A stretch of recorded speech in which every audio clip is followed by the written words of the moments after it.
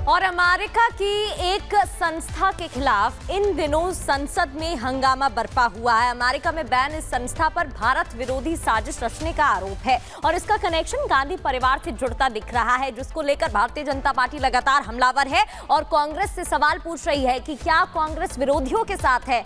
Report देखिए।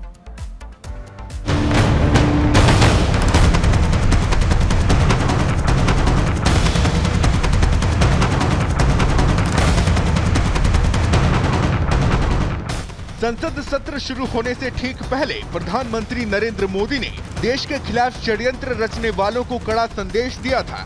शायद ये पहला पार्लियामेंट का सत्र है कि जिसके एक दो दिन पहले कोई विदेशी चिंगारी नहीं प्रगटी है। विदेश में से आग लगाने की कोशिश रही हुई है। 14 से देख रहा हूं, हर सत्र के पहले शरारत करने के लिए लोग तैयार बैठते थे और यहां उसको हवा देने वालों की कोई कमी नहीं है।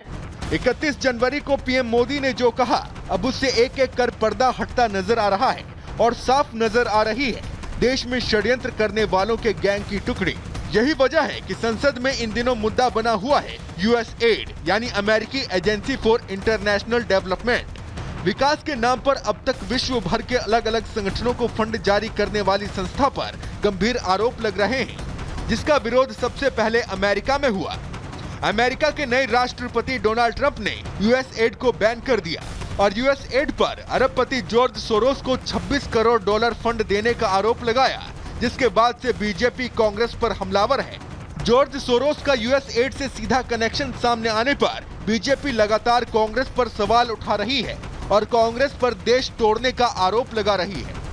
जो सिविल सोसाइटी के लोग हैं उनके ऊपर बड़ा क्वेश्चन मार्क है, जो एनजीओ हैं उनके ऊपर बड़ा क्वेश्चन मार्क है। मैं इन सारे मुद्दों का खुलासा करूंगा और ये चीजें अपने आप में बहुत ही दुर्भाग्यपूर्ण है। एक रास्ता रोकने का यूएसएड के माध्यम से इस देश को टुकड़े टुकड़े गैंग ने प्रयास किया, वो सभी का खुलासा हो। जो दिल्ली के वर्तमान मुख्यमंत्री पूर्व मुख्यमंत्री हैं वो भी तो आ जाएंगे ना, आप देखते तो रहिए। कांग्रेस के बड़े नेता भी आएंगे और पॉलिटिशियन आएंगे। सोमवार को निशिकांत दुबे ने यह मुद्दा संसद में उठाया और षड्यंत्रकारी यूएसएड से कांग्रेस के संबंधों को लेकर तीखे वार किए, साथ ही अहम सवाल पूछे। उन्होंने पूछा कि यूएसएड ने ओपन सोसाइटी फाउंडेशन के जॉर्ज सोरोस को 5,000 करोड़ रुपए भारत को तोड़ने के लिए दिए या नहीं। यूएसएड ने Rajiv Gandhi foundation charitable trust को पैसे दिए या नहीं।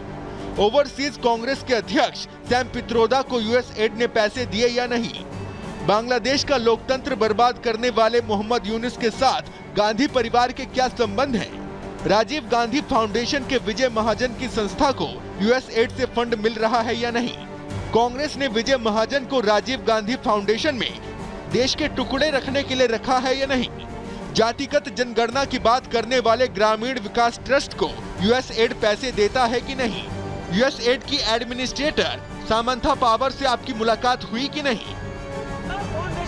निशिकांत दुबे की आरोपों की पुष्टि डोनाल्ड ट्रंप का वो बयान भी देता है जब यूएसएड को बैन करते वक्त कहा कि यूएसएड ने अरबपति जॉर्ज सोरोस के संगठनों को $260 मिलियन यानी करीब $26 करोड़ दिए हैं। सोरोस ने इन पैसों का इस्तेमाल भारत और बांग्लादेश समेत कई देशों में अस्थिरता फैलाने में किया। The real question is how much of a kickback has there been? And one of the things I want to investigate, I would say this, the people that got all that money, are they kicking it back to the people that gave it from government? No, that's to me very, very corrupt. वहीं अब USAID से कुछ भारतीय नागरिकों को भी मदद मिलने की खबरों के बाद सियासी गलियारों में हड़कंप मचा है। बीजेपी सांसद निशिकांत दुबे ने इस मामले की जांच की मांग की है, लेकिन प्रश्न अभी भी देश पर 70 साल राज करने वाले गांधी परिवार से कि क्या राजीव गांधी फाउंडेशन और सैम पित्रोदा को यूएसएड से पैसे मिले हैं? क्या भारत को तोड़ने के लिए जॉर्ज सोरोस को 5,000 करोड़ रुपए मिले? क्या वाकई इन पैसों का इस्तेमाल देश में तख्ता पलट, नक्सलवाद और आतंकवाद को बढ़ावा देने में किया गया? Bureau report, Republic Bharat. और अब बात अवैध घुसपैठियों पर चल रहे बड़े ऑपरेशन की। सरकार के निर्देश के बाद लगातार अवैध घुसपैठियों को लेकर जीरो टॉलरेंस की नीति अपनाई जा रही है और यही वजह है कि देश के कई राज्य ऐसे हैं जहां से घुसपैठियों को न सिर्फ पकड़ा जा रहा है बल्कि उन्हें डिपोर्ट भी किया जा रहा है। आज भी मुंबई से कुछ ऐसे घुसपैठियों को पकड़ा गया है जो रायपुर में पहचान छुपा कर रह रहे थे। रिपोर्ट दिखाते हैं आपको।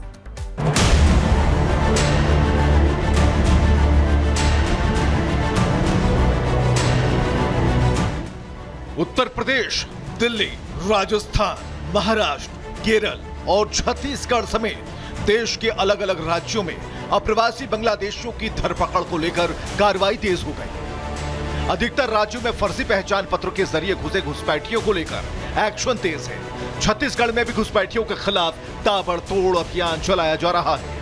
छत्तीसगढ़ की राजधानी रायपुर में अवैध रूप से रह रहे 3 बांग्लादेशी नागरिकों को पुलिस और एंटी टेररिज्म स्क्वाड ने गिरफ्तार किया है, जो फर्जी दस्तावेज बनाकर रायपुर में रह रहे थे और मुंबई से इराक भागने की फिराक में थे। लेकिन पुलिस ने उन्हें मुंबई एयरपोर्ट से गिरफ्तार कर लिया।